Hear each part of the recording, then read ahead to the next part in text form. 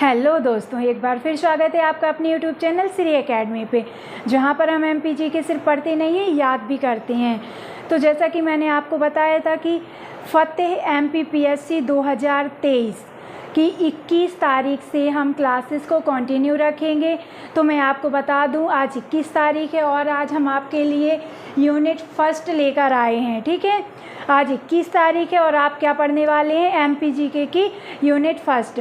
अब अगर आप क्लास में पहली बार आए हैं और आपको पता नहीं है कि एमपीपीएससी 2023 फतेह क्या है, तो मैं आपको बता दूं, जो एमपीपीएससी फतेह है ना, यानी फतेह एमपीपीएससी 2023 है, उसकी हम पहले वीडियो बना चुके हैं। आपको बता चुके हैं कि कब कब हमारी किस यूनिट की क्लासेस रहेंगी, कैसे हम 70 दिनों में अपना पूरा सिलेबस कंप्लीट करेंगे।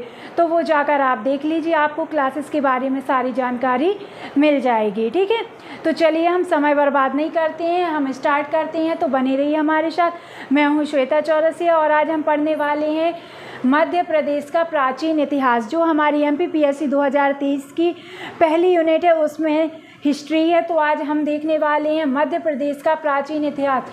अब मैं बता दूं, इसके अंतर्गत हम क्या क्या पढ़ने वाले हैं। तो आज की क्लास में हम देखेंगे मध्य प्रदेश में प्रागैतिहासिक काल, पाषाण काल, ताम्रपाषाण काल, इसके बाद हम देखेंगे महापाषाण काल, इसके बाद हम क्या सीखेंगे, वैदिक सभ्यता, फिर महाकाव्य काल जिसे पौराणिक काल भी कहा जाता है। ठीक है, इसके बाद हम सीखेंगे महाजनपद काल के बारे में। अब हम आपको बता दें इन सब के बारे में हम कैसे क्या पढ़ने वाले हैं। तो इसमें हम पढ़ेंगे कि मध्य प्रदेश में कौन कौन से स्थल रहे हैं, कहाँ से कौन सी सामग्री हमें प्राप्त हुई है, और इन काल को, जैसे ताम्रपाषाण काल को ताम्रपाषाण काल क्यों कहते हैं, कब इसकी शुरुआत हुई, कब कैसे क्या हुआ, कौन से स्थल मध्य प्रदेश में रहे हैं, कौन से राजा रहे हैं, कौन कहाँ से संबंधित रहा है, इस सब की जानकारी आज हम इस क्लास में पढ़ने वाले हैं। और मैं आपको बता दूं, जो ये हमारी क्लासेस हैं ये प्री को लेकर रहेंगी। किसको, प्री को लेकर बनाई गई है। ठीक है, प्री को लेकर 2023 का जो प्री है हमें वो क्वालिफाई करना है। ठीक है, तो चलिए अब हम स्टार्ट करते हैं क्लास को। तो हम सबसे पहले देखेंगे मध्य प्रदेश में प्रागैतिहासिक काल, पाषाण काल। मैं आपको बता दूं, अगर आप इन क्लासेस को डिटेल में पढ़ना चाहते हैं तो मैं इनकी क्लासेस पहले भी बना चुकी हूँ। यानी जो आज हम इतना सारा एक लेक्चर में पढ़ने वाले हैं, इन सब के बारे में मैं पहले से अलग अलग वीडियो बना चुकी हूँ। आप चाहो तो वहाँ जाकर देख सकते हो। प्लेलिस्ट में एमपी हिस्ट्री के नाम से आपको सारी क्लासेस मिल जाएंगी, तो आप वहाँ जाकर भी देख सकते हैं। ठीक है, तो चलिए आज हम पढ़ते हैं मध्य प्रदेश में प्रागैतिहासिक काल, पाषाण काल। ठीक है, तो सबसे पहली बात आती है कि प्रागैतिहासिक काल को प्रागैतिहासिक काल क्यों कहा जाता है, क्योंकि इस काल में लिपि नहीं थी। मतलब कोई भी जानकारी हमें लिखित प्राप्त नहीं होती है। अब लिपि ही नहीं थी तो लिखित कहाँ से प्राप्त होगी। ठीक है, अब हम देखते हैं पाषाण काल के बारे में। ठीक है, पाषाण काल, पाषाण काल। ठीक है, तो जो पाषाण काल है, पाषाण काल से माना जाता है कि इतिहास का प्रारंभ। इतिहास का प्रारंभ कब से माना जाता है, पाषाण काल से माना जाता है, आपको याद रखना है। और दूसरी बात आती है इसमें, जो मानव था, मानव जैसे पहले हम बोलते थे आदि मानव, ठीक है, वो कैसे रहता था, कहाँ निवास करता था, किस चीज़ से अपना भोजन प्राप्त करता था, तो ये जंगलों में, कहाँ रहता था, जंगलों में, जानवरों की भांति, जानवरों की भांति। ठीक है, ये रहता था और शिकार करता था। क्या करता था, ये शिकार करता था। ठीक है, जानवरों की भांति जंगलों, पर्वतों और कहाँ पर, नदी घाटियों में, नदी घाटियों में ये विचरण किया करता था, रहता था। इसका भोजन क्या था, तो आपको याद रखना है इसका भोजन क्या था, जो कंदमूल फल है, कंदमूल फल, और साथ ही क्या करता था, पशुओं का शिकार करता था।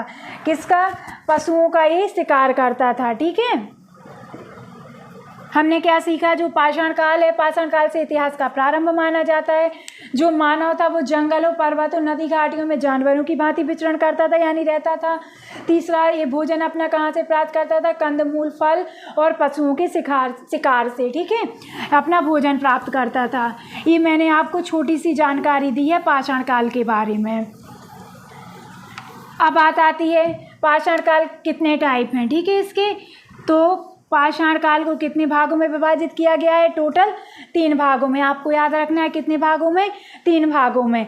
तो पहला क्या है, पहला है पुरा पाषाण काल, पुरा पाषाण काल, ठीक है। क्या है पहला, पुरा पाषाण काल। दूसरा क्या है, मध्य पाषाण काल, क्या है, मध्य पाषाण काल। तीसरा क्या है, नव पाषाण काल, नव पाषाण काल, ठीक है। हम आपका बिल्कुल समय बर्बाद नहीं करेंगे, इसलिए जल्दी जल्दी आपको पढ़ाते जा रहे हैं, क्योंकि हमें सिलेबस भी कंप्लीट करना है। अब हम देखेंगे पुरा पाषाण काल के बारे में, ठीक है। तो पुरा पाषाण काल के बारे में अगर हम देखें, इससे हमें क्या क्या जानकारी मिलती है, तो इससे हमें जानकारी, सबसे पहले अगर औजारों की बात करें हम, किसकी, औजारों की बात करें हम, तो इस टाइम पे जो औजार हुआ करते थे वो कैसे हुआ करते थे, बिना बेंत के, यानी उनमें क्या था, बेंत नहीं लगा होता था, बिना बेंत के ये औजार प्राप्त होते थे। अब देखा जाए प्रमुख औजार कौन था, प्रमुख औजार इस टाइम का कौन सा था, वो था हस्त कुठार। कौन सा था, हस्त कुठार। अगर अन्य औजारों की हम बात करें तो अन्य औजार क्या थे, क्रोट थे, क्या थे, क्रोट थे, खुरचनी, क्या, खुरचनी थी, और कौन सा था प्रमुख, मुष्टि कुठार, ठीक है, क्या था, मुष्टि कुठार। औजारों की हम बात करें तो बिना बेंत की हुआ करते थे, प्रमुख औजार हस्त कुठार था।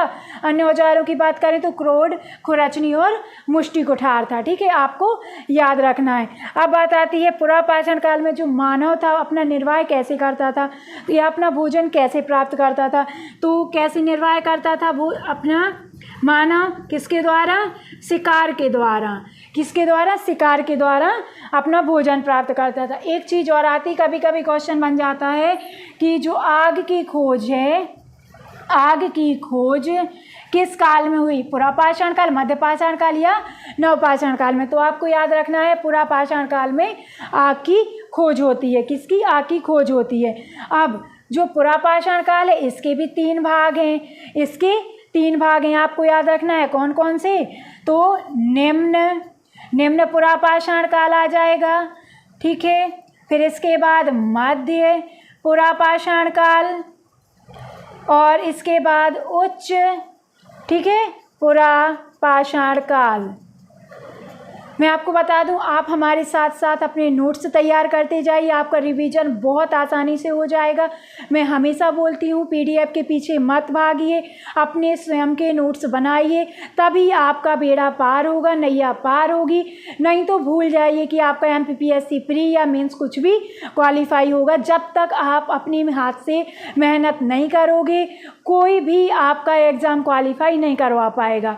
इसीलिए आप अपने नोट्स ज़रूर बनाइए, क्या है, नोट्स ज़रूर बनाइए। आपके पास अपने हाथ के लिखे हुए, अपने हैंड रिटन नोट्स होना बहुत इम्पॉर्टेंट है, ठीक है। तो आप साथ साथ नोट्स ज़रूर बनाते जाइए। अब बात आती है क्या मैम हमें आपके लेक्चर की पीडीएफ नहीं मिलेगी, तो पीडीएफ तो आपको हमारे चैनल पे मिल ही जाएगी। आप जाइए टेलीग्राम पर, उसे ज्वाइन करिए, लिंक आपको दे दी जाएगी, ठीक है, उस पर आपको पीडीएफ मिल जाएगी। लेकिन अपने नोट्स आप फिर भी बनाइए। अब इसके आगे हम देखते हैं जो पुरा पाषाण काल है। पुरा पाषाण काल में सामग्री, हमें सामग्री कौन सी प्राप्त होती है, ठीक है, और कहाँ से प्राप्त होती है, इसके खोजकर्ता कौन रहे हैं, ठीक है, खोजकर्ता। अब हम इसके बारे में देखेंगे। तो अब इसके बारे में हम सबसे पहले देखते हैं हमें नर्मदा घाटी के बारे में, ठीक है। तो हम देखते हैं नर्मदा घाटी सर्वे। जो नर्मदा घाटी सर्वे है ये किसके द्वारा किया गया है, तो आपको याद रखना है ये आर.वी. जोशी जी के द्वारा, और जो आपके H.D. साकलिया जी रहे हैं, HD सांकलिया जी और मैक्राउन ने आपकी नर्मदा घाटी का सर्वे किया था। अब नेक्स्ट क्वेश्चन क्या बन जाता है, पुरातन जीवाश्म। क्या बनता है नेक्स्ट क्वेश्चन हमारा, नेक्स्ट क्वेश्चन बन जाता है पुरातन जीवाश्म। तो पुरातन जीवाश्म कहाँ से प्राप्त होते हैं, होशंगाबाद और नरसिंहपुर। कहाँ से, होशंगाबाद और नरसिंहपुर से। तीसरा में क्या है, मानव की खोपड़ी। मानव की खोपड़ी, इससे क्वेश्चन बन चुके हैं एग्जाम में। मानव की खोपड़ी जिसे कहाँ क्या बोला गया है, नर्मदेंसिस भी बोला गया है। इसको क्या बोला गया है, नर्मदेंसिस। ठीक है, ये कहाँ से प्राप्त होती है आपको याद रखना है, हथनौरा से। कहाँ से, हथनौरा से। नेक्स्ट क्या है, नेक्स्ट कुल्हाड़ी व बुगंदा कहाँ से मिलता है, कुल्हाड़ी व बुगंदा।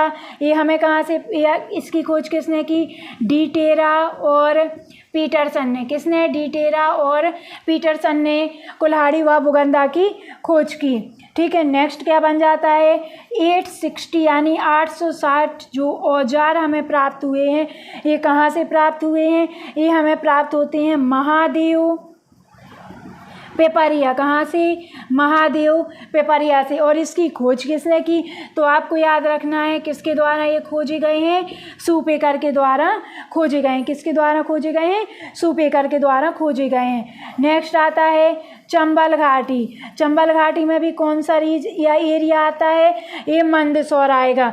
इसकी खोज किसने की, वाकड़कर ने की है। किसने, वाकड़कर ने इसकी खोज की है। इसके आगे हम देखते हैं, अगर आप हमारे चैनल पर नए हैं, हमारी क्लास आप पहली बार देख रहे हैं, तो हमारे चैनल को आप सब्सक्राइब कर लीजिए, साथ ही साथ बेल आइकन पर भी क्लिक कर लीजिए।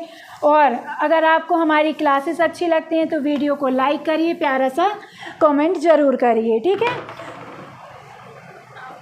अब इसके आगे हम देखते हैं जो अन्य औजार जो हमें प्राप्त होते हैं वो कहाँ से प्राप्त होते हैं, बेतवा घाटी। कहाँ से, बेतवा घाटी जो रही है हमारी।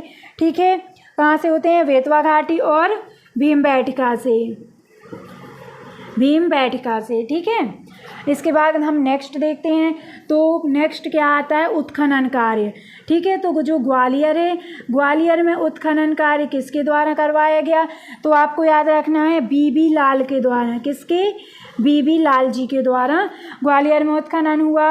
अब नेक्स्ट अगर हम देखते हैं तो जो रीवा और सतना है, रीवा और सतना में उत्खनन कार्य किसके द्वारा किया गया, तो आपको याद रखना है एक किसके द्वारा किया गया, रीवा और सतना में जी शर्मा के द्वारा।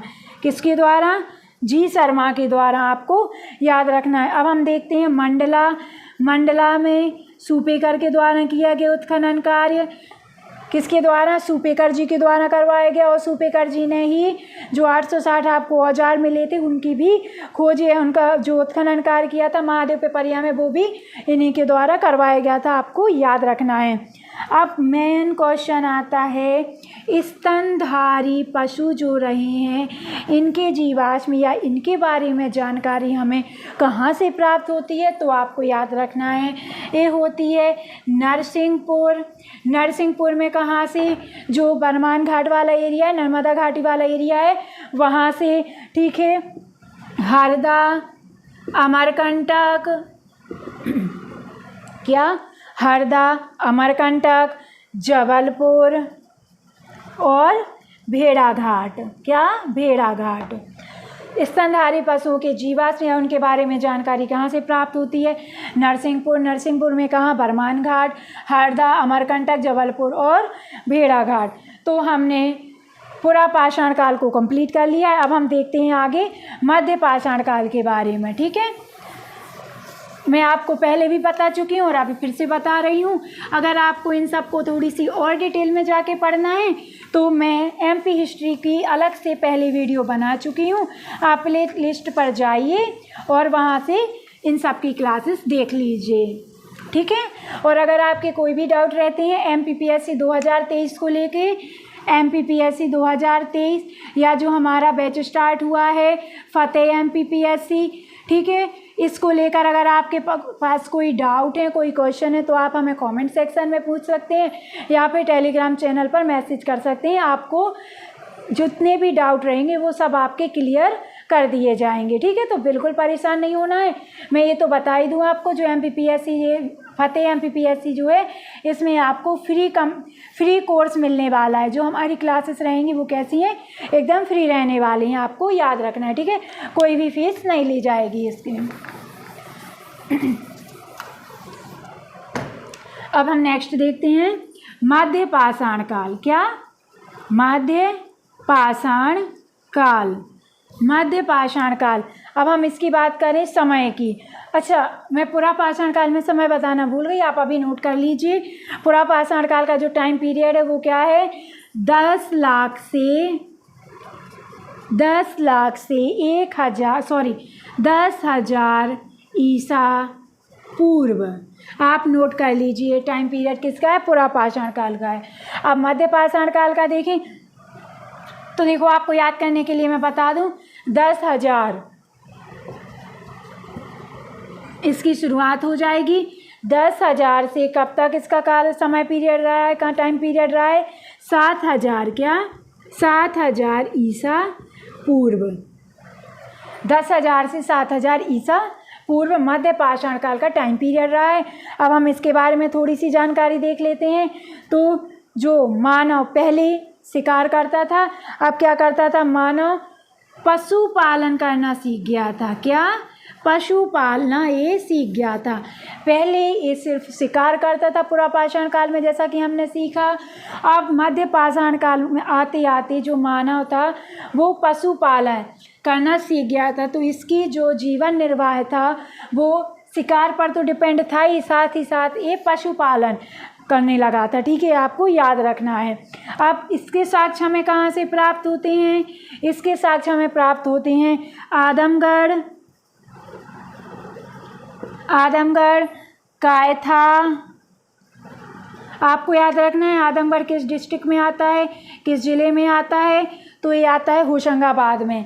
कायथा उज्जैन में आता है हमारा। एरण सागर में आता है, आपको याद रखना है। नवदा टोली महेश्वर धार, ठीक है। इसके बाद नागदा, ठीक है। ये हमारे मध्य पाषाण काल के स्थल रहे हैं। किसके?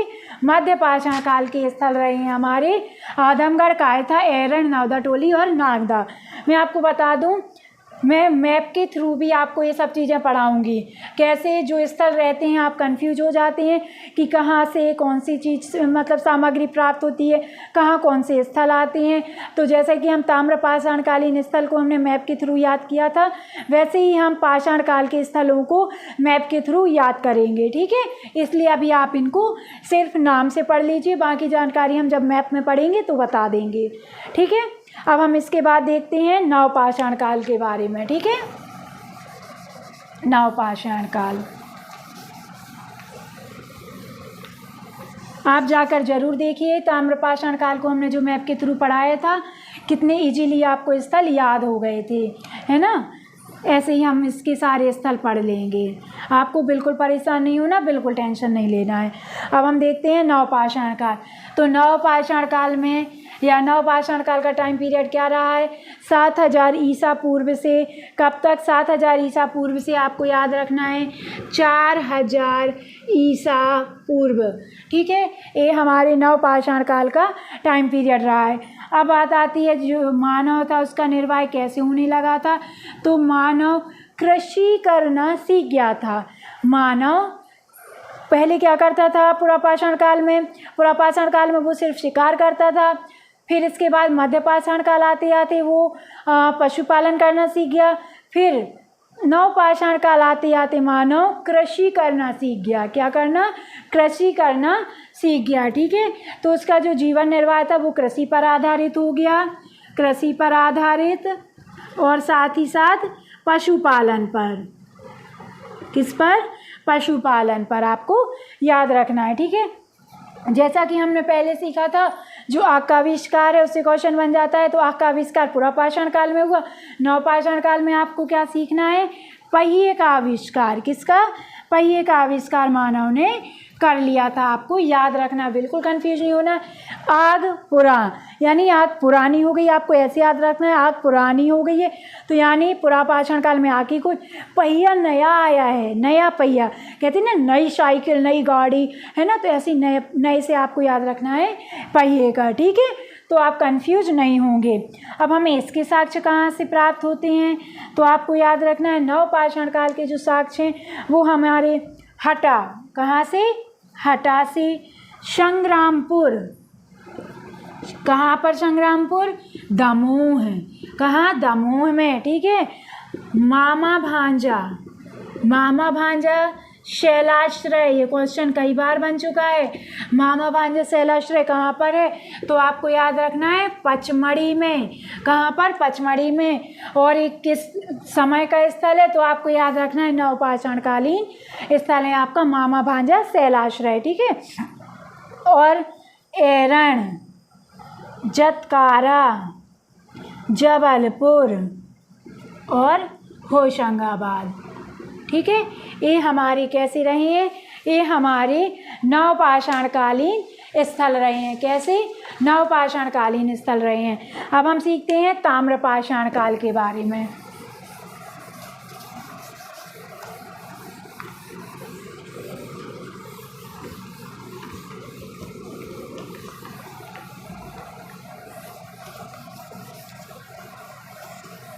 अगर आप लाइव क्लासेस चाहते हैं तो भी हमें कमेंट सेक्शन में बता दीजिए, तो हम ऐसे वीडियो ना बनाकर आपके सामने लाइव आएंगे, लाइव आपको क्लासेस प्रोवाइड कराएंगे, ठीक है। ताम्रपाषाण कालीन, आपको बिल्कुल परेशान नहीं होना, जो भी डाउट आते हैं आप बेफिक्र होकर बताइए, आपके सभी डाउटों का, सभी समस्याओं का समाधान श्री एकेडमी करेगी, इसलिए बिल्कुल परेशान नहीं होना है, बिल्कुल फ्री माइंड होकर आपको पढ़ाई करनी है, ठीक है। कैसे, फ्री माइंड होकर, ठीक है। आप देखते हैं ताम्रपाषाण काल, तो भाई सबसे पहले क्वेश्चन आता है कि भाई इस काल को ताम्रपाषाण काल क्यों कहा जाता है, तो जो मानव था, मानव सबसे पहले किससे, तांबे से परिचित हुआ। अभी तक वो अपने औजार या किस चीज़ से परिचित था, सिर्फ पत्थरों से वो परिचित था। किससे, सिर्फ पत्थरों से। जब धातुओं की बात आती है कि मानव जैसे पहिए वगैरह भी बना लिए, सब चीज़ें उसने कर ली, अब बात आती है कि धातुओं का या मतलब जो नवपाषाण काल है उसके बाद क्या हुआ, तो उसके बाद आता है अपना ताम्रपाषाण काल। अब इसको ताम्रपाषाण काल क्यों कहते हैं, मानव सबसे पहले तांबे की धातु से परिचित हुआ था, उसने सबसे पहले किस धातु का उपयोग किया था, तांबे का उपयोग किया था, आपको याद रखना है, ठीक है। इसलिए इस काल को नाम क्या दिया गया, ताम्रपाषाण काल। अब इसके बाद किस धातु का उपयोग करता है, अगर आपके माइंड में क्वेश्चन तो आ ही गया होगा, तो इसके बाद करता है वो कांसे का, आपको याद रखना है किसका, कांसे का उपयोग करता है। अब हम देखते हैं ताम्रपाषाण काल में, तो सबसे पहले बात आती है जो ताम्रपाषाण काल है, भारत में कहाँ इसका मतलब जानकारी प्राप्त होती है कि ये ताम्रपाषाण कालीन स्थल है, तो भारत में आपको याद रखना है जो हमारा उत्तरी क्षेत्र है ना, उत्तरी क्षेत्र से हमें ताम्रपाषाण काल की थोड़ी बहुत जानकारी प्राप्त होती है, आपको याद रखना है। ये तो हमने बता ही दिया है, सबसे पहले मानव तांबे की धातु से परिचित होता है। नेक्स्ट हम देखते हैं भारत में उत्तरी क्षेत्र, बात आती है मध्य प्रदेश की, क्योंकि भाई हम तो MPPSC के लिए पढ़ रहे हैं ना, तो मध्य प्रदेश के बारे में ही पढ़ेंगे ज़्यादा से ज़्यादा। तो मध्य प्रदेश में कहाँ पर जो माना जाता है, जो मालवा संस्कृति है, कौन सी, मालवा संस्कृति है, मालवा संस्कृति का विकास नर्मदा घाटी व चंबल घाटी क्षेत्र। देखो जो मध्य प्रदेश में ताम्रपाषाण कालीन स्थल है या जो ताम्रपाषाण कालीन संस्कृति है, इसका विस्तार या विकास कहाँ पर माना जाता है मध्य प्रदेश में, तो मालवा क्षेत्र और जो चंबल और नर्मदा घाटी क्षेत्र है, वहाँ पर ताम्रपाषाण काल की जो संस्कृति है वो विकसित हुई थी, ठीक है, आपको याद रखना है।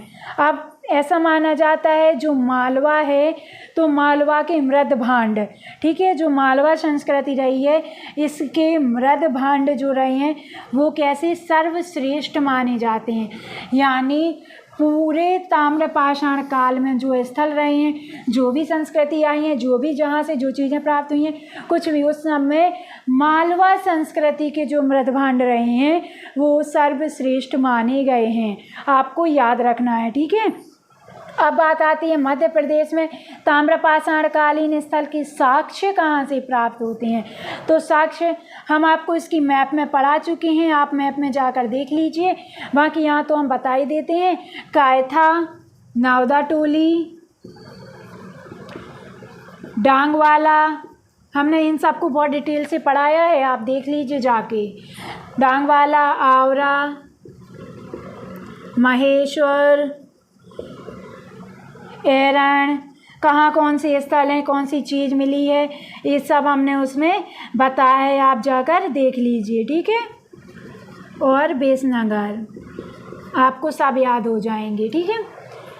ताम्रपाषाण कालीन साक्ष्य कायथा, नवदा टोली, डांगवाला, आवरा, महेश्वर, एरण, खेड़ीनामा और बेसनगर, ठीक है। अब इसके बाद हम देखते हैं महापाषाण काल। क्या सीखते हैं? महापाषाण काल के बारे में।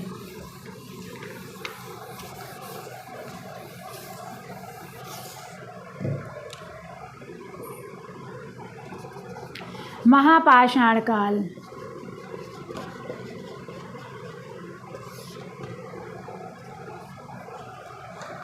महापाषाण काल तो बात आती, इसमें भी भारत में इसके साक्ष्य तो दक्षिणी क्षेत्र आपको याद रखना है। ताम्रपाषाण के काल के लिए आपको उत्तरी क्षेत्र याद रखना है और महापाषाण काल के लिए आपको दक्षिणी क्षेत्र याद रखना है, ठीक है। अब इसमें बात आती है जो औजार थे। अरे हम आपको सबसे पहले ये बता दें कि महापाषाण काल को महापाषाण काल क्यों कहा जाता है।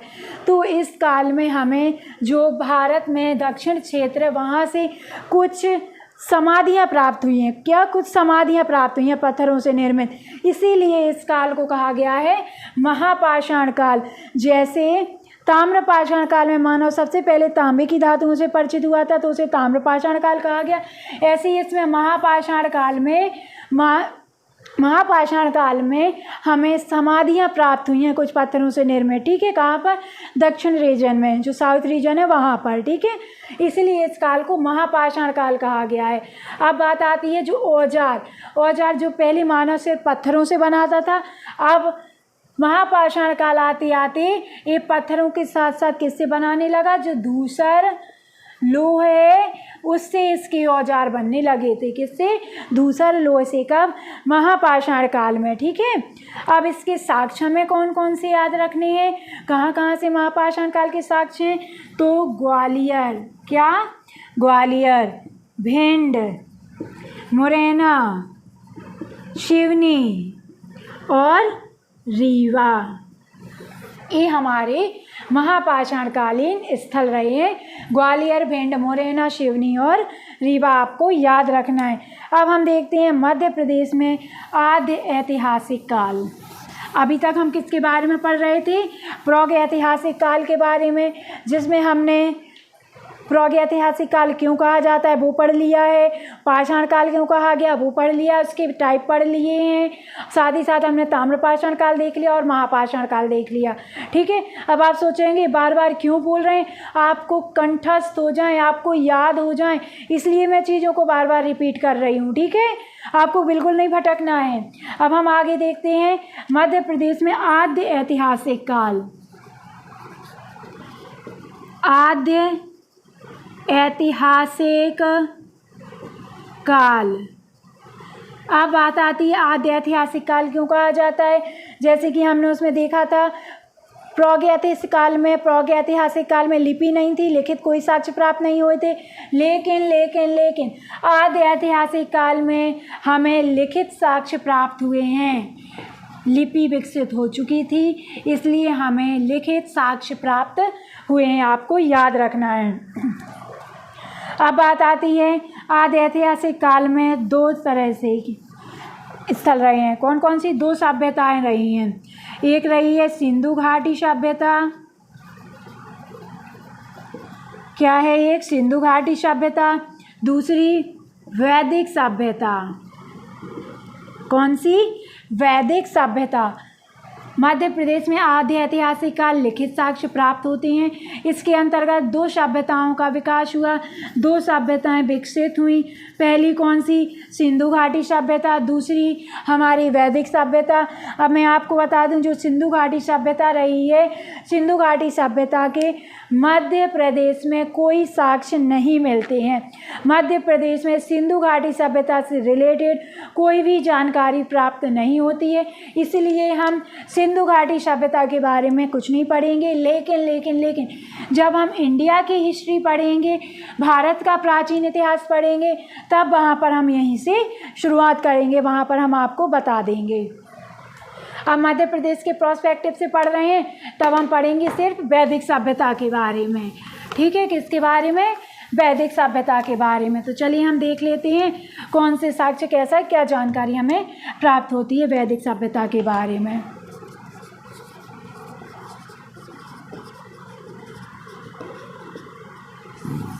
वैदिक सभ्यता क्या है? वैदिक सभ्यता। अब इसके बारे में हम देखते हैं। जो इस समय आर्य आए, ठीक है, भारत में आर्यों का जो आगमन हुआ वो कहाँ से माना जाता है? पंचनद प्रदेश से। ठीक है, मध्य प्रदेश में आर्यों का आगमन कहाँ से माना जाता है? पंचनद प्रदेश से। ठीक है, लेकिन इन्हें जो नर्मदा घाटी थी, हमारी नर्मदा घाटी और उसके जो आसपास के क्षेत्र थे, उनकी जानकारी आर्यों को थी, आपको याद रखना है। ठीक है, नर्मदा घाटी और आसपास के क्षेत्रों की जानकारी थी। ये प्रवेश तो इन्हें कहाँ से किया? पंचनद प्रदेश से, लेकिन इन्हें नर्मदा घाटी और आसपास के क्षेत्रों की जानकारी प्राप्त थी, आपको याद रखना है। अब उत्तर वैदिक काल में एक जाति निवास करती थी। ठीक है, कौन सी? निषाद जाति। निषाद जाति, इन्हें अनार्य बोला जाता था, अनार्य। ठीक है, जो केवट जी थे ना, अभी अपन देखेंगे पौराणिक काल में, महाकाव्य काल में, वो निषाद जाति के ही थे। ठीक है, तो जो उत्तर वैदिक काल है, उत्तर वैदिक काल में निषाद जाति के लोग निवास करते थे, आपको याद रखना है। अब इसके बाद जो इक्ष्वाकु वंश के राजा थे,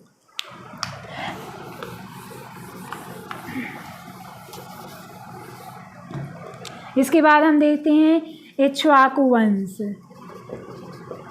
इक्ष्वाकु वंश और जो है यही वंश है, इन सब के बारे में हम अलग अलग क्लास ले चुकी हैं, आप वहाँ जाकर देख लीजिए और पढ़ लीजिए। यहाँ पर तो मैं आपको सिर्फ और सिर्फ थोड़ी बहुत जानकारी दूंगी जो हमारे प्रीलिम्स में क्वेश्चन बन सकते हैं, लेकिन आपको इनको डिटेल में पढ़ना है तो आप प्ले लिस्ट में जाइए, प्रमुख राजवंश में आपको ये मिल जाएंगी। ठीक है, तो आप वहाँ जाकर देख लीजिए। इक्ष्वाकु वंश, ठीक है, इक्ष्वाकु वंश के जो शासक थे कौन?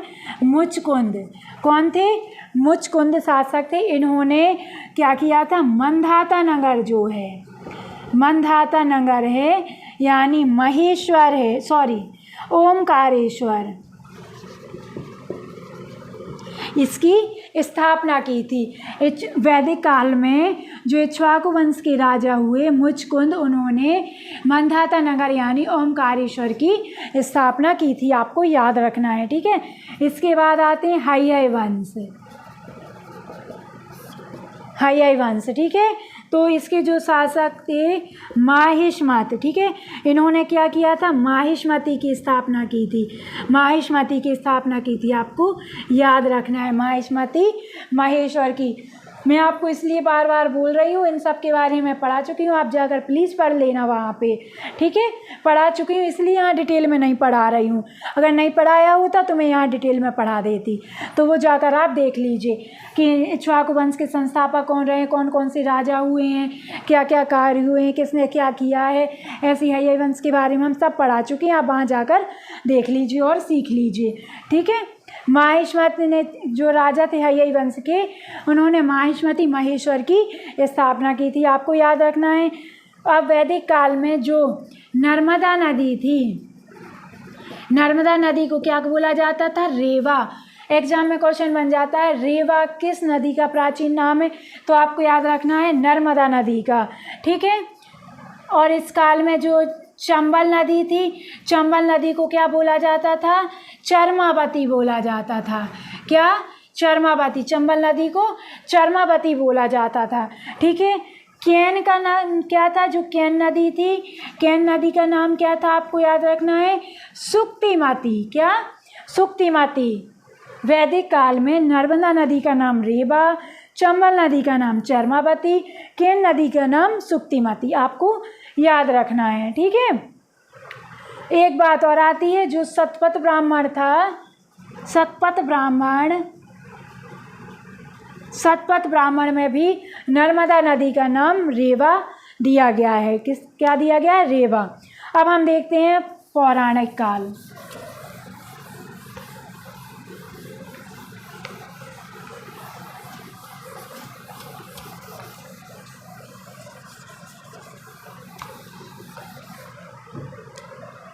मध्य प्रदेश में पौराणिक काल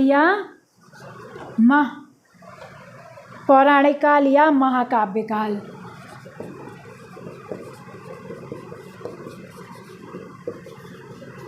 इसी को बोलते हैं महाकाव्य काल। ठीक है। इसमें हम दो चीज़ों के बारे में पढ़ेंगे। सबसे पहले रामायण, फिर महाभारत। क्या? रामायण और महाभारत।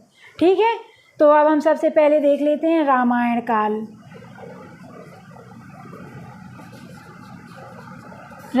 काल। ठीक है। तो रामायण में हम देखेंगे, रामायण काल में जो सीता हरण हुआ था, सीता हरण के साक्ष्य मध्य प्रदेश में कहाँ से प्राप्त होते हैं? आपको याद रखना है, दंडकारण्य से। ठीक है। कहाँ से? दंडकारण्य से हमें सीता हरण के साक्ष्य प्राप्त होते हैं। वाल्मीकि आश्रम, ये कहाँ पर है? वाल्मीकि आश्रम ये तमसा नदी के तट पर स्थित है। आपको याद रखना है, कहाँ?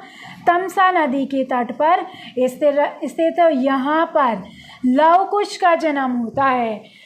क्वेश्चन अगर एग्जाम में बन जाए, वाल्मीकि आश्रम किस नदी के तट पर स्थित है, आपको बता देना है।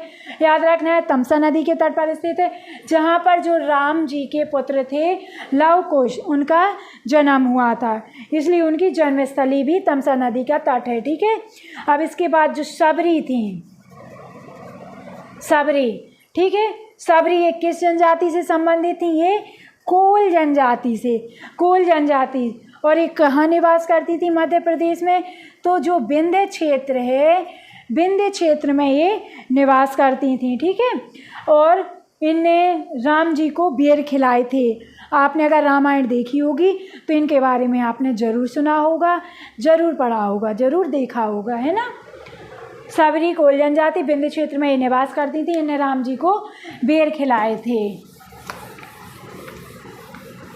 इसके बाद हम रामायण काल के और फैक्ट देखें तो जो चित्रकूट मेन है, चित्रकूट, यहाँ पर कौन कौन से स्थल हैं ना।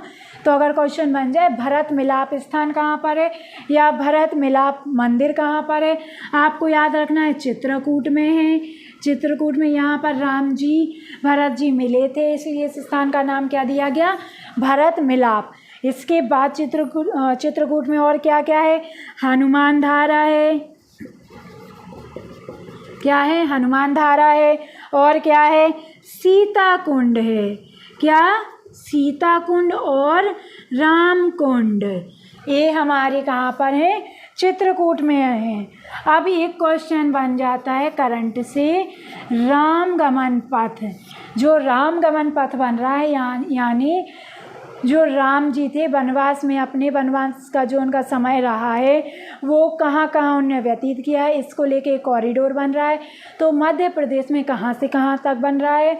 तो वो है चित्रकूट से अमरकंटक, या अमरकंटक से चित्रकूट मान लीजिए, वहाँ से ये रामगमन पथ बन रहा है। कुछ रीजन छत्तीसगढ़ में भी आता है, तो वो छत्तीसगढ़ में आपको अलग से बताया जाएगा जब अपन मेंस पढ़ेंगे, है ना। अभी आपको रामगमन पथ प्रीलिम्स के लिए याद रखना है, चित्रकूट से अमरकंटक तक। ठीक है। कहाँ से? चित्रकूट से अमरकंटक। हाँ भाई, एक क्वेश्चन और कभी कभी बन जाता है, आपको थोड़ा सुन के अजीब लगेगा कि ऐसा थोड़ी होता है, लेकिन भाई अब माना जाता है, जनश्रुति के अनुसार लोगों का ऐसा मानना है तो मैं आपको बता दूं, एग्ज़ाम में क्वेश्चन भी बन जाता है। रावण की पूजा, रावण की पूजा मध्य प्रदेश में कहाँ कहाँ होती है? तो मध्य प्रदेश में रावण की पूजा 3 स्थानों पर होती है। आप बताइए 3 स्थान कौन कौन से हैं? तो सबसे पहला भारतखेड़ी, क्या? भातखेड़ी, सॉरी, भातखेड़ी। भातखेड़ी में किस जिले में आता है? राजगढ़ में। कहाँ पर? राजगढ़ में। अब दूसरा क्वेश्चन, रावण रुंडी गांव, रावण रुंडी गांव, ये हमारा मंदसौर है। तीसरा, और कहाँ पर मध्य प्रदेश में पूजा होती है रावण की? रावण गांव, यानी इसके नाम से ही भाई गांव विकसित है, एक बना हुआ है यहाँ पर। कहाँ पर ये बना हुआ है? विदिशा में। मैं जानती हूँ आपको सुनकर थोड़ा अजीब लगा होगा कि जो रावण है, रावण की पूजा थोड़ी होती है, लेकिन जनश्रुति के अनुसार माना जाता है। एग्जाम में भी कभी कभी क्वेश्चन बन जाता है। तो आपको याद रखना है, मध्य प्रदेश में रावण की पूजा 3 जगह से होती है। भातखेड़ी राजगढ़, रावण रुंडी गांव मंदसौर, रावण गांव विदिशा। ठीक है, यहाँ से रावण की पूजा होती है, आपको याद रखना है। एग्जाम में हमारे क्वेश्चन भी बने हैं।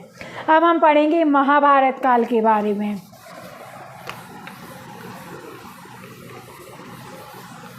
मैं बार बार बोल रही हूँ, इन सब के बारे में हम डिटेल से पढ़ चुके हैं, इसलिए नहीं पढ़ा रहे हैं। आप जाकर वो पुरानी क्लासेस देख लीजिए, ज़्यादा पुरानी नहीं, अभी हफ्ता 15 दिन पहले की क्लासेस हैं। ठीक है,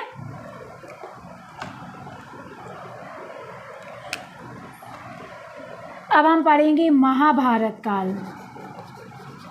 इसमें हम देखेंगे जो हमारे कौरव रहे हैं और जो हमारे पांडव रहे हैं। तो मध्य प्रदेश के कौन से क्षेत्र थे या मध्य प्रदेश के कौन कौन से राजा थे जो हमारे कौरवों की साइड से युद्ध किया जिसने, और जिसने पांडव के साथ से युद्ध किया, यानी जिस मध्य प्रदेश के वह कौन से राजा या कौन सा क्षेत्र था जिसने कौरवों का साथ दिया और जिसने पांडवों का साथ दिया। अब इसके बारे में हम देखते हैं।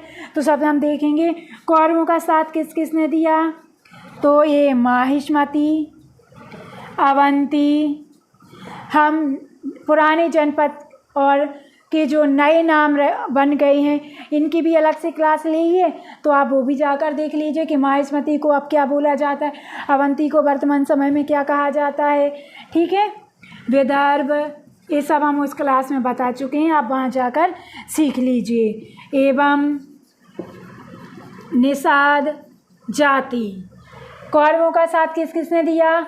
माहिष्मती, अवंती, विदर्भ और निषाद जाति ने। अब हम देखते हैं जो हमारे पांडव रहे हैं, पांडवों का साथ किसने दिया? दशाण यानी विदिशा, कारुष वंश, जिसने कहाँ पर राज किया है? बघेलखंड क्षेत्र में।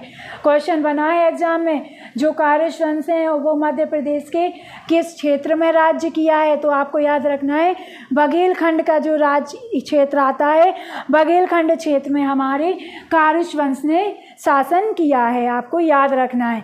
वत्स, इसे ग्वालियर कहा गया। ठीक है, चेदी, देखो जो 4 जनपद रही हैं, माहिष्मती, अवंती, विदर्भ और निषाद जाति जो रही हैं, इनने कौरवों का साथ दिया। दशाण, कारुष, वत्स और चेदी इन्होंने पांडवों का साथ दिया, आपको याद रखना है। अब इसके बाद जो क्वेश्चन बन जाता है एग्जाम में, जो पांडव हैं, पांडव ने 1 साल का अज्ञातवास जो इनने व्यतीत किया वो मध्य प्रदेश के किस जिले में व्यतीत किया? अज्ञातवास जो इनका रहा 1 साल का, वो इन्होंने जो शहडोल है, शहडोल में कहाँ पर? सुहागपुर में। कहाँ पर? सुहागपुर में इन्होंने अपना 1 वर्ष का अज्ञातवास यहाँ व्यतीत किया है मध्य प्रदेश में। कहाँ पर? शहडोल, सुहागपुर में। इसको पहले किस नाम से जाना जाता था? तो आपको याद रखना है, इसको पहले विराट नगरी के नाम से जाना जाता था। किस नाम से? विराट नगरी के नाम से जाना जाता था, जहाँ पर पांडव ने अपना पूरा 1 वर्ष व्यतीत किया। ठीक है, इसके अन्य स्थल कौन कौन से रहे हैं जहाँ पर पांडवों ने जो अपना वास किया है, जो उन्हें वनवास हुआ था ना, उसमें उनके अन्य स्थल मध्य प्रदेश में कौन कौन से रहे हैं। तो आपको याद रखना है भीमबेटका, ये तो आप सभी को पता होगा, रायसेन में है, बताने की ज़रूरत नहीं है, इससे क्वेश्चन भी बने हैं। पांडव जलप्रपात, ये कहाँ पर है, पन्ना में। क्वेश्चन अगर बन जाए पांडव जलप्रपात मध्य प्रदेश के किस जिले में है, तो आपको याद रखना है कहाँ पर है, पन्ना जिले में है, ठीक है। पांडव गुफा, ये कहाँ पर है, पचमढ़ी में। कहाँ पर, पचमढ़ी में, बिल्कुल कंफ्यूज नहीं होना है। पांडव जलप्रपात पन्ना में है, पांडव जलप्रपात पन्ना में है, पांडव गुफाएं पचमढ़ी में हैं। पांडव गुफाएं कहाँ पर है, पचमढ़ी में है, कंफ्यूज नहीं होना है, बिल्कुल नहीं, ठीक है। पांडव जलप्रपात पन्ना, पांडव गुफा पचमढ़ी, इसलिए बार बार बोल रही हूँ कि आप भूलो नहीं। कुतवार, इसे क्या बोला जाता है, कुंतलपुर, जो कहाँ पर है, मुरैना में है, ठीक है। और विराटनगरी शहडोल तो है ही, आपको याद रखना है। ये मध्य प्रदेश में स्थान रहे हैं जहाँ पर पांडवों ने वनवास वाला अपना जो टाइम पीरियड रहा है उसको व्यतीत किया है।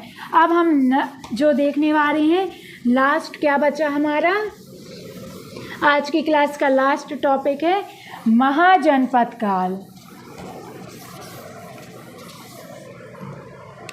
क्या है, महाजनपद काल, ठीक है। महाजनपद काल तो एक अब माना गया है 6वीं शताब्दी, 6वीं शताब्दी के समय बोला जाता है ये महाजनपद काल रहा है, ठीक है। क्या रहा है, महाजनपद काल। इसकी जानकारी हमें कहाँ से प्राप्त होती है, तो जो बौद्ध ग्रंथ हैं, बौद्ध ग्रंथ में जो अगुंतर निकाय आता है, निकाय, और हमारा जो जैन ग्रंथ है, जैन ग्रंथ में कौन सा, भगवती सूत्र, क्या, भगवती सूत्र आपको याद रखना है। इसमें बताया गया है कि 6वीं शताब्दी ईसा पूर्व में 16 महाजनपद हुआ करते थे। कितने, 16 महाजनपद हुआ करते थे, जिसमें से 2 हमारे मध्य प्रदेश में हैं। कितने, 16 महाजनपद में से 2 हमारे मध्य प्रदेश में हैं। वो कौन कौन से हैं, चेदी और अवंती। कौन कौन से हैं, 2, चेदी और अवंती। अब चलिए हम इनके बारे में पढ़ लेते हैं।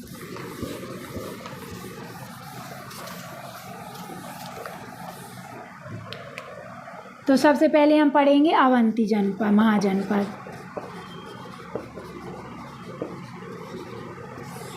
अवंती महाजनपद के बारे में, ठीक है। तो अवंती महाजनपद में मतलब कौन सा क्षेत्र था, कहाँ पर था ये, तो चंबल व नर्मदा नदी के मध्य, चंबल और नर्मदा नदी के मध्य जो जनपद थी वो कौन सी थी, अवंती महाजनपद थी, आपको याद रखना है। अब जो अवंती महाजनपद थी इसकी 2 भाग थे, ठीक है। एक उत्तरी अवंती, दूसरी दक्षिणी अवंती, ठीक है। उत्तरी अवंती और दक्षिणी अवंती आपको याद रखना है। उत्तरी अवंती की राजधानी क्या थी, उज्जैनी थी। उज्जैनी क्या थी, उज्जैनी थी। उत्तरी अवंती की राजधानी उज्जैनी थी। दक्षिणी अवंती की राजधानी, दक्षिण अवंती की राजधानी माहिष्मती थी। अवंती महाजनपद चंबल व नर्मदा नदी के मध्य स्थित था। इसकी 2 शाखाएं थी, उत्तरी अवंती और दक्षिणी अवंती। उत्तरी अवंती की राजधानी उज्जैनी थी, दक्षिणी अवंती की राजधानी माहिष्मती थी। अब चलिए हम इनके राजाओं के बारे में देखें। अवंती महाजनपद के एक राजा थे चंडप्रद्योत। चंडप्रद्योत ये किसके समकालीन थे, ये जो महात्मा बुद्ध थे उनके समकालीन माने जाते हैं, ठीक है। किसके समकालीन थे, बुद्ध के समकालीन थे चंडप्रद्योत, आपको याद रखना है। इनके पश्चात जो हमारे चंडप्रद्योत रहे हैं, इनके पश्चात कौन कौन से राजा हुए इनके वंश के, तो इनके वंश के पालक अजक, कौन, पालक, अजक और नंदीवर्धन। और जो नंदीवर्धन हुए ये प्रद्योत वंश जो रहा है उसके अंतिम शासक हुए। कौन? अंतिम शासक हुए। ठीक है। इसके बाद जो स्कंद पुराण है, स्कंद पुराण में जो अवंती महाजनपद रही है, अवंती महाजनपद को वाणिज्यिक, किसमें? वाणिज्यिक और विज्ञान व साहित्य, वाणिज्य के क्षेत्र में, विज्ञान के क्षेत्र में और साहित्य के क्षेत्र में, या साहित्य के क्षेत्र में इसको महत्वपूर्ण केंद्र माना गया है। जो अवंती रही है, अवंती को वाणिज्यिक, विज्ञान व साहित्य का केंद्र माना गया है, आपको याद रखना है। अब अवंती महाजनपद के अंतर्गत कौन कौन सी जनपद आती थी? ये क्या है? महाजनपद है। अब इसके अंतर्गत कौन कौन सी जनपद आती थी? तो आपको याद रखना है, वत्स आता था, निमाड़ आता था। क्या? वत्स, निमाड़ और नलपुर और अनूप। अवंती महाजनपद के अंतर्गत वत्स, निमाड़, नलपुर और अनूप आता था, आपको याद रखना है। अब हम देखते हैं चेदी महाजनपद।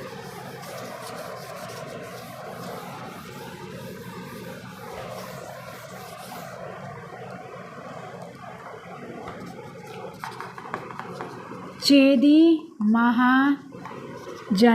क्या? चेदी महाजनपद।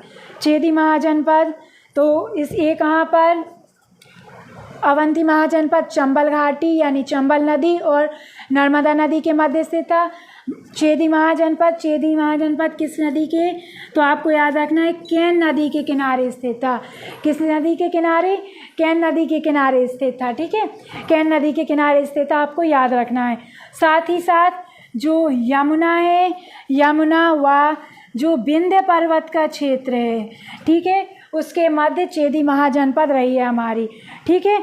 इसके बाद हम देखते हैं जो चेदी महाजनपद है, यानी मध्य प्रदेश के 2 महाजनपद रहे हैं, चेदी और कौन सा दूसरा?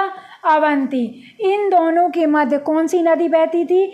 तो आपको याद रखना है, वेत्रवती नदी। कौन सी? वेतवा नदी सीमा बनाती थी। देखो, नदियों में बिल्कुल कंफ्यूज नहीं होना है। अवंती महाजनपद चंबल और नर्मदा नदी के मध्य स्थित था। चेदी महाजनपद केन नदी के किनारे स्थित था। लेकिन जो अवंती और चेदी महाजनपद थे, इनके मध्य कौन सी नदी सीमा बनाती थी? क्या? सीमा। तो आपको याद रखना है, वेतवा नदी। कौन सी? वेतवा, वेत्रवती नदी। इस और जो चेदी महाजनपद वर्तमान का कौन सा क्षेत्र आता है? तो बुंदेलखंड। कौन सा? बुंदेलखंड। अब इसके अंतर्गत प्रमुख जनपद कौन कौन सी रही है? तो आपको याद रखना है, दशाण, तुंडीकेर। इन सब के बारे में हम पहले पढ़ा चुके हैं, आप क्लास जाकर देखिए। तुंडीकर, ठीक है, और एरण। कौन कौन सी प्रमुख जनपद? दशाण, तुंडीकर और एरण। तो आई होप दोस्तों आपको हमारी आज की क्लास पूरी समझ आ गई होगी, याद भी हो गया होगा। अब आज ही जो मैंने आपको फतेह MPPSC 2023 के अलग से क्लास में पूरा सब कुछ बताया है कि कब कब कौन सी क्लास रहेंगी, तो उसी में आज आपको पता होगा कि अब हम जो नेक्स्ट क्लास, मतलब आज ही हम नेक्स्ट यूनिट पढ़ेंगे। कौन सी? यूनिट 7 के बारे में। यानी इसके बाद जो हम आपके लिए क्लास लेकर आने वाले हैं वो है यूनिट 7 की। ठीक है। तो आप वो क्लास भी ज़रूर देखिए। तब तक के लिए हाँ, अगर अभी तक आपने हमारे चैनल को सब्सक्राइब नहीं किया है, पहली बार क्लास देख रहे हो, तो चैनल को सब्सक्राइब करिए, वीडियो को लाइक करिए और हमारा पढ़ाना अच्छा लगता है तो प्यारे प्यारे से कमेंट ज़रूर करिए। और कोई भी आपके डाउट रहते हैं तो उसके लिए आप टेलीग्राम चैनल ज्वाइन कर सकते हैं, इंस्टाग्राम पर भी हमसे जुड़ सकते हैं। इन सब की लिंक आपको डिस्क्रिप्सन बॉक्स में दे दी जाएंगी, तो वहाँ से आप ज्वाइन करिए और आपकी जो भी समस्या है आप उसमें लिखिए। आपकी सभी समस्याओं का समाधान श्री एकेडमी करेगी। और ये आपको पता ही है कि हमारी फ्री क्लासेस चल रही हैं, कंप्लीट कोर्स आपको कराया जाएगा। ठीक है। तो चलिए अब हम आपको मिलते हैं नेक्स्ट क्लास यानी यूनिट 7 की मिलते हैं, जो हमारी पहली क्लास उसकी भी रहेगी। तब तक के लिए आप अपना ध्यान रखिए, स्वस्थ रहिए, खुश रहिए और पढ़ाई करते रहिए। बाय बाय दोस्तों, नमस्कार।